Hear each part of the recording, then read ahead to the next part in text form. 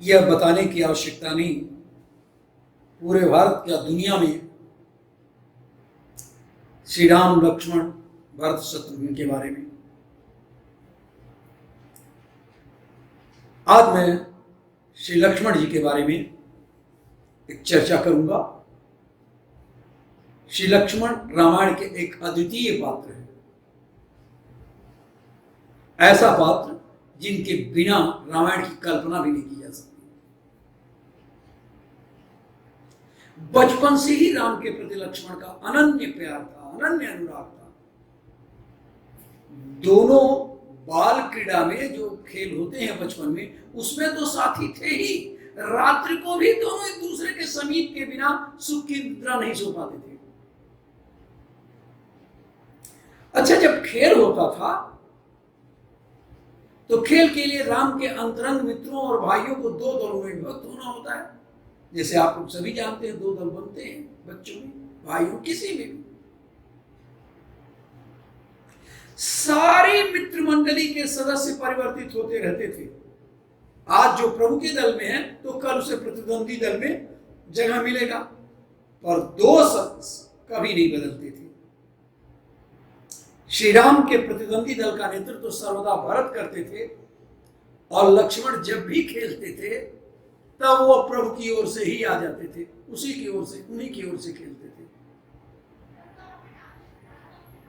वो जानते थे कि भरत की ही विजय निश्चित है। भरत की विजय से भिन्न किसी और परिणाम की वो आशा भी नहीं कर सकते थे, क्योंकि स्वयं श्री राम उन्हें जिताने के लिए व्यग्र रहते थे कि भरत ही जीते, मैं न जीतूं।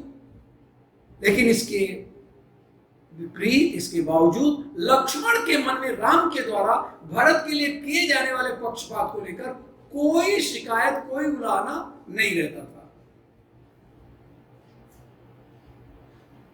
हार हो या जीत, लक्ष्मण को तो श्री राम की तरफ से ही खेलना था। ऐसा था लक्ष्मण का श्री राम के प्रति अनन्य अनुराग। श्री राम के साथ लक्ष्मण की अनिवार्यता का एक और दृष्टांत, एक और उदाहरण आपको देता हूं। जब महर्षि विश्वामित्र अयोध्या में आए, किस लिए आए? वह सुबाहु, मारीच और ताड़का के अत्याचार से परेशान थे, संत्रस्त थे। इनके आश्रम में जब भी यज्ञ का आयोजन होता था तो ये दुष्ट राक्षस उन्हें नष्ट कर देते थे। महर्षि को लगा कि इस अत्याचार से त्राण पाने के लिए एकमात्र ईश्वर ही समर्थ है, और वह ईश्वर अयोध्या में अवतरित हो चुके हैं। ये वो अपने समाधि के माध्यम से जान चुके थे। अतः उस प्रभु को लाने के लिए, श्री राम को लाने के लिए महाराज श्री दशरथ के पास आते हैं। लेकिन इसके अलावा वो ये भी जानते हैं, इस निष्कर्ष पर उसके साथ ही वो पहुंच चुके हैं कि केवल और केवल श्री राम के द्वारा उनके उद्देश्य की पूर्ति नहीं हो सकेगी, जिसके लिए वे याचक होकर अयोध्या गए। लक्ष्य पूर्ति के लिए लक्ष्मण की अनिवार्यता को समझ करके ही वे मांग रखते हैं। क्या कहते हैं? अनुज समेत देहु रघुनाथा। राजा दशरथ से कहते हैं, अनुज समेत देहु रघुनाथा। श्री रघुनाथ ही नहीं, केवल अकेले लक्ष्मण भी उनके साथ चाहिए। और इन दोनों राजकुमारों को पाकर वे धन्यता का अनुभव करते हैं। महर्षि के यज्ञ की रक्षा के पश्चात दोनों भाई विश्वामित्र के साथ जनकपुर पधारते हैं। वो हो गया काम। यज्ञ की रक्षा के लिए जो भी आवश्यकता किए, सुबाहु मारा गया, ताड़का मारी गई। मारीच को जब उन्होंने बताया तो 100 योजन दूर तक मारीच भाग करके श्रीलंका नगर के पास गिर गया। तो महर्षि यज्ञ की रक्षा के पश्चात दोनों भाई विश्वामित्र के साथ जनकपुर पधारते हैं। जनकपुर के पुष्प वाटिका में मैथिली के आभूषणों की ध्वनि राघव के कानों में प्रवेश होकर जिस रस का संचार करती है, वही उनके मुख में कविता के बोल बनकर प्रवाहित होती है। अब जिस तरह से काम का संचार हुआ, वो मुख में कविता बन करके प्रवाहित हुई, लेकिन किसी भी कवि को श्रोता चाहिए, और उस पुष्प वाटिका में कहाँ श्रोता मिलेगा? यही अपेक्षा राघवों को भी थी, पर श्रोता ढूंढने के लिए दूर जाने की आवश्यकता नहीं पड़ी। उनको लगा कि लक्ष्मण से बढ़कर इसका कोई अन्य उपयुक्त पात्र उन्हें नहीं लगा, इसलिए लक्ष्मण केवल भाई ही नहीं थे, मित्र थे। प्रभु को प्रतीत हो रहा था जैसे काम विश्व विजय का संकल्प लेकर वाद्य बजाता हुआ आक्रमण के लिए आ रहा है, अपने इस मनोभाव को वह लक्ष्मण के समक्ष रख देते हैं। ध्यान दीजिएगा, लक्ष्मण के समक्ष रखते हैं इस अपने काम भावना को। मतलब यह कि श्री राम के छोटे भाई लक्ष्मण तो थे ही, वो उन्हें मित्र की तरह भी मानते हैं। और क्या कहते हैं? कंकन किंकिन नूपुर धुन सुन, कहत लखन सन राम हृदय गुण, मानहु मदन दुंदुभि दीनी, मनसा विश्व विजय कर कीनी। मानो मदन ने ऐसा दुंदुभि बचाया कि विश्व विजय कर लिया, ऐसा श्री राम लक्ष्मण से कहते हैं।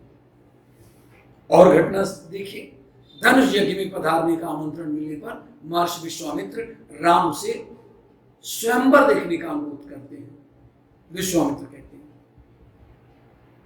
उनके मन में होता है, लगता है पता नहीं भगवान शिव किसे धनुष भंग का श्रेय देना चाहते हैं, पर लक्ष्मण ब्रह्म या शिव पर निर्णय का भार छोड़ने के लिए तैयार नहीं है। यह है लक्ष्मण का श्री राम के प्रति विश्वास। उनके मन में न कोई दुविधा है, न कोई संशय। उनके लिए उनके प्रभु का अंतःकरण ही सबसे बड़ा प्रमाण है। उनकी दृष्टि में धनुष का टूटना अवश्यम भावी है, और यह कार्य प्रभु के द्वारा ही संपन्न होगा। इसमें भी उन्हें कोई शंका नहीं, कोई भ्रम नहीं है। इधर राजाओं की असफलता के बाद जनक की बड़ी निराशा भरी वाणी से वो क्षुब्ध हो गए। कौन शुद्ध हुआ? लक्ष्मण। क्यों? कि जब सभी राजा असफल हो गए, शिव धनुष को उठा तक नहीं सके, हिला तक नहीं सके, तो जनक ने बड़ी निराशा भरी वाणी से बोले, क्योंकि महाराज जनक के स्वर में उन्हें घोर अनुचित्य का अनुभव हो रहा था। जनक ने आक्रोश भरे स्वर में राजाओं की पौरुषहीनता की निंदा करते हुए कहा था, यदि मुझे यह ज्ञात होता कि पृथ्वी वीरों से सुनी हो चुकी है, तो प्रतिज्ञा के द्वारा मैं उपहास का पात्र नहीं बनता। इतना ही नहीं, वे राजाओं से तिरस्कार पूर्वक चले जाने के लिए कहते हैं। क्या अपमान है! महाराजा जनक की वाणी से लक्ष्मण का विक्षुब्ध होना स्वाभाविक था। महाराजा जनक एक महान तत्ववेत्ता के रूप में विश्वविख्यात थे, किंतु लक्ष्मण को उनकी वाणी में उसकी कोई झलक नहीं दिखाई दी। उन्हें लगा कि व्यवहारिक दृष्टि से यह रघुवंश परंपरा का अनादर है। साधारण रूप से बुलाए हुए अतिथि से भी यह कहना कि अपने घर वापस जाओ अपमान की पराकाष्ठा है। फिर महर्षि विश्वामित्र के साथ आए रघुवंश शिरोमणि श्री राम के सभा में होते हुए भी इस तरह के वाक्य का प्रयोग अशिष्टता की पराकाष्ठा है, अशिष्टता है। ये जनक के लिए कहते हैं लक्ष्मण। ऐसी स्थिति में लक्ष्मण ने, मैं उसे कविता के माध्यम से आपको सुना दूं कि लक्ष्मण ने क्या कहा। करत हूं प्रणाम प्रणरोप के सुजानी, कंदुक समान ब्रह्मांड उठाऊं मैं, खेल चौगान फोर डारू जिन काचे घट, मूलक की उबेर को मरोड़ तोड़ डालूं मैं। आयस जो पाऊं, किसे कहते हैं? अपने गुरुदेव से। आयस जो पाऊं कमल नाल सा चढ़ाऊं, शत जोजन ले धाऊं, तब तो लखन नाम धर्म है। इस स्थिति में लक्ष्मण ने जिस आवेश भरी वाणी में जनक की आलोचना की, उसके औचित्य को लेकर के बहुत कुछ लोगों ने बहुत सारे प्रश्न चिन्ह लगाए। ऐसा नहीं करना चाहिए था। और जिस तरह से लक्ष्मण जी कहते हैं कि शत योजन ले धाऊं तब तो लखन नाम धर्म है, तो क्या लक्ष्मण विवाह करना चाहते थे अपना। पर पूरे प्रसंग के अंतरंग में जाने पर यह बात स्पष्ट हो जाता है कि यही एक ऐसा प्रसंग है जहां उनकी आवेश और रोष भरी वाणी ने महर्षि विश्वामित्र और साक्षात प्रभु राम को भी पुलकित कर दिया था। ऐसा नहीं कहना चाहिए था जनक को। यदि लक्ष्मण के अंतरंग में कहीं कामना की छाया होती, जैसा लोग सोचे, तो वो इससे पहले धनुष भंग के लिए चल पड़े होते, और इस समय भी इसके लिए प्रभु से आदेश लेने की कहां जरूरत थी, क्यों आवश्यकता पड़ती। महाराजा जनक की प्रतिज्ञा का द्वार प्रत्येक व्यक्ति के लिए खुला हुआ था। श्री लक्ष्मण उठकर धनुष भंग के माध्यम से यह कार्य संपन्न कर सकते थे, पर वैराग्य के घनीभूत स्वरूप लक्ष्मण की निष्कामता का कहना ही क्या, वैसा कर ही नहीं सकते थे। वस्तुतः धनुष भंग से भी अधिक आवश्यकता थी महाराज जनक का भ्रम निवारण।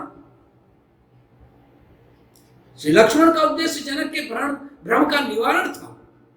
वह प्रभु के द्वारा धनुष भंग की पृष्ठभूमि प्रस्तुत कर देते हैं। महर्षि विश्वामित्र ने उचित समय देखकर प्रभु राम से धनुष तोड़ने का अनुरोध किया, लेकिन ध्यान रहे इसका उद्देश्य मैथिली की उपलब्धि नहीं थी। धनुर्भंग करना श्री लक्ष्मण की इच्छा का पालन करना था और जनक के शोक का निवारण करना, और वो उन्होंने कर दिखाया। लेकिन धनुर्भंग की शर्त ही थी सीता जी का विवाह। धनुष भंग के पश्चात परशुराम का आगमन होता है। इस प्रसंग में लक्ष्मण जी की भूमिका अत्यंत कठिन थी। परशुराम के आने के बाद से जनकपुर वासियों से लेकर जनक तक इस अवसर पर भयभीत और संतुष्ट होकर करते हैं। जब लक्ष्मण बोलते हैं और जवाब देते हैं परशुराम का, तो जनक असंतुष्ट होकर के कह उठते हैं, छोट कुमार खोट बड़ भारी। ये छोटा वाला कुमार बड़ा ही खोटा है। कृतज्ञता का ज्ञापन करने वाले जनक तो राघवेंद्र से अनुरोध भी कर देते हैं, श्री राम से अनुरोध भी करते हैं कि वो लक्ष्मण के इस अनौचित्यपूर्ण कार्य से भाई उनको रोकें। पर शेषावतार लक्ष्मण सचमुच ही अपनी धारणा पर अडिग रहे। वह प्रशंसा और निंदा से पूरी तरह ऊपर उठ चुके थे। उन्होंने वही किया जो उनकी दृष्टि में परशुराम सहित सारे समाज के लिए कल्याणकारी था। और इसका परिणाम आश्चर्यजनक रूप में सामने आया। लक्ष्मण का वह रोष फलवती हुआ। उनके सबसे प्रखर और आलोचक परशुराम ही उनके सबसे बड़े प्रशंसक बन गए। अपनी पराजय को प्रसन्नता पूर्वक स्वीकार करते हुए वह श्री राम के साथ लक्ष्मण से भी क्षमा याचना करते हैं। अयोध्या से महाराज दशरथ बारात लेकर आते हैं। विवाह सानंद संपन्न हुआ।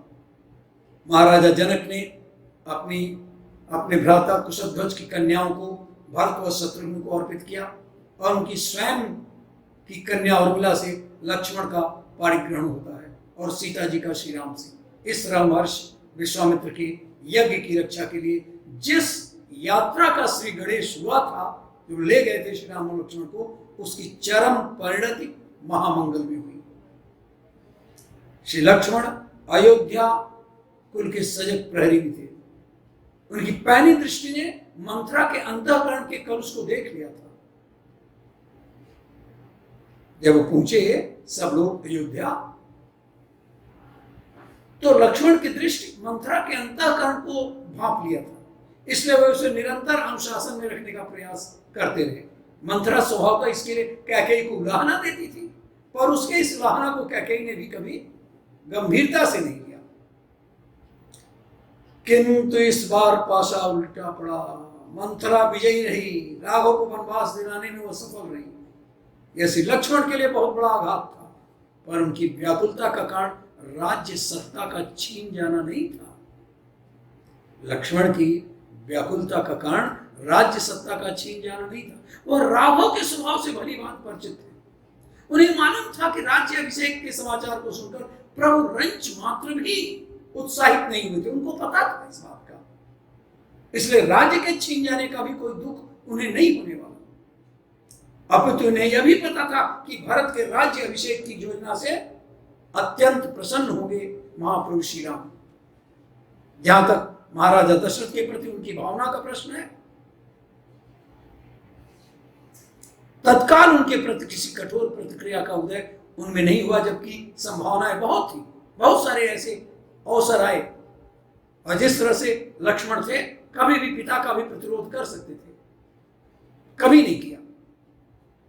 हाँ, वनयात्रा के प्रसंग में गंगा तट पर पिता के प्रति असहिष्णु अवश्य हो उठे थे, किंतु यह बात की बात है और इसके पीछे भी कुछ अन्य कारण है जो यहां नहीं बताया जा सकता। पर जहां तक तात्कालिक प्रतिक्रिया का संबंध है, पिताजी के प्रति किसी प्रकार का आक्रोश नहीं प्रकट करते थे।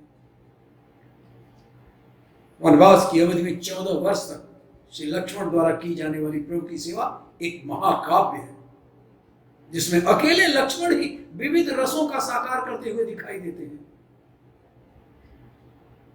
वन पथ में, वन के मार्ग में चलते हुए अपने आराध्य प्रभु और वंदनीय सीता की प्यास उन्हें पहले लगती है। क्या बात!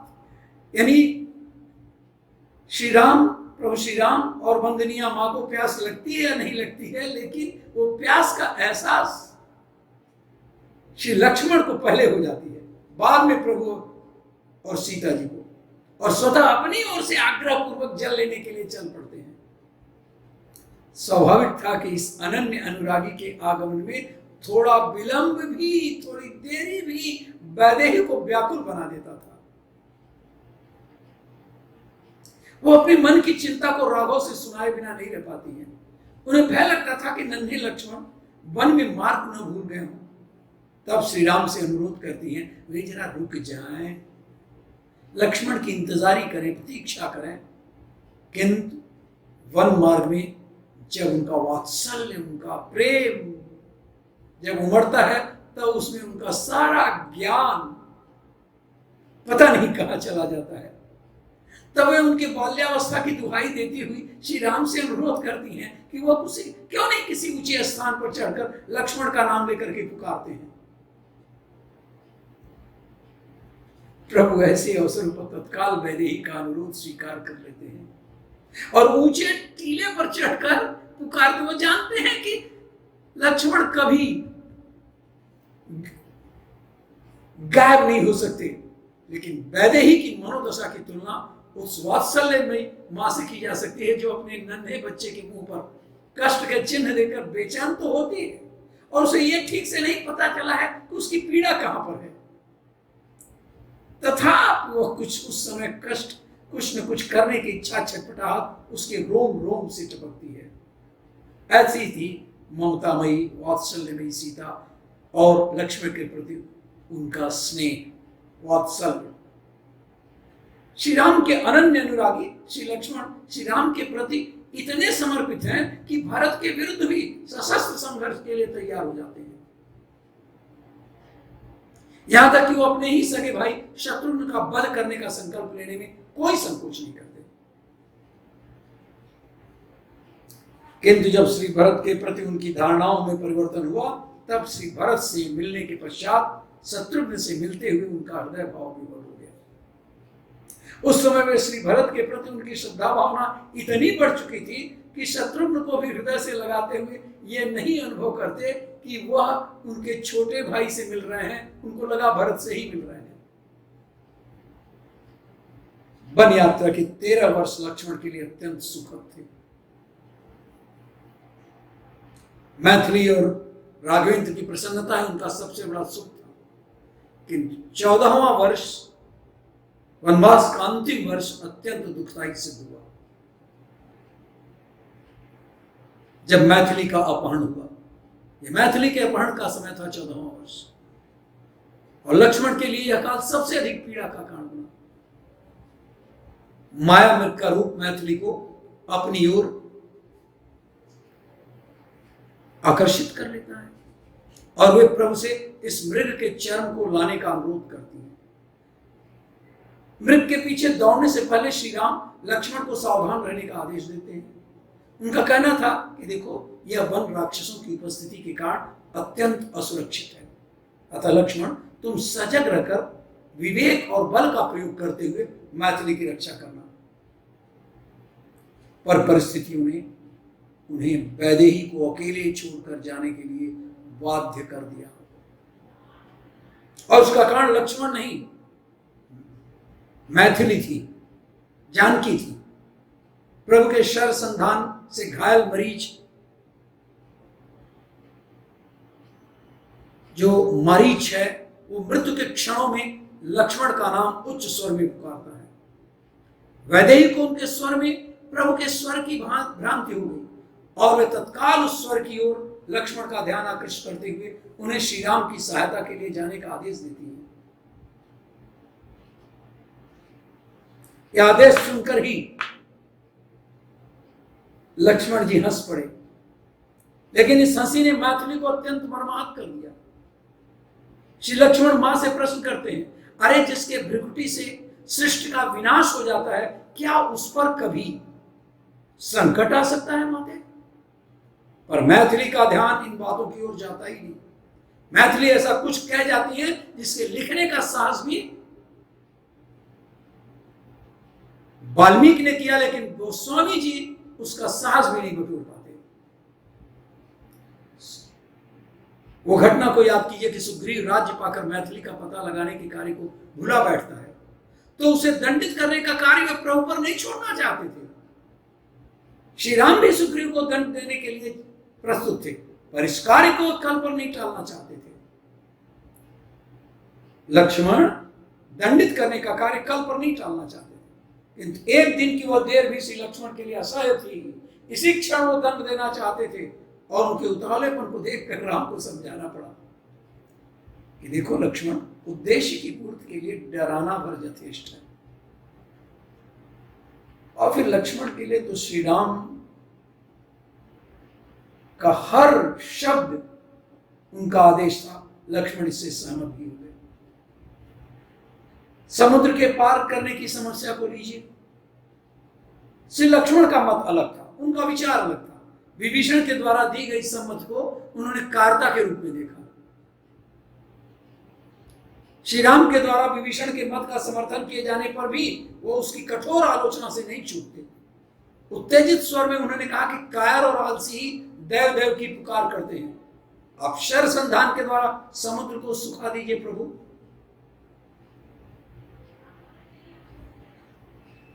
मेघनाथ की घटना, मेघनाथ द्वारा लक्ष्मण को शक्तिबाण लगने के समय जिस निराशा और दुख का उदय श्री राम के हृदय में हुआ, उसकी तुलना उनके चरित्र से कहीं मेल ही नहीं खाती। किसी भी प्रसंग से उसे उसको नहीं जोड़ा जा सकता।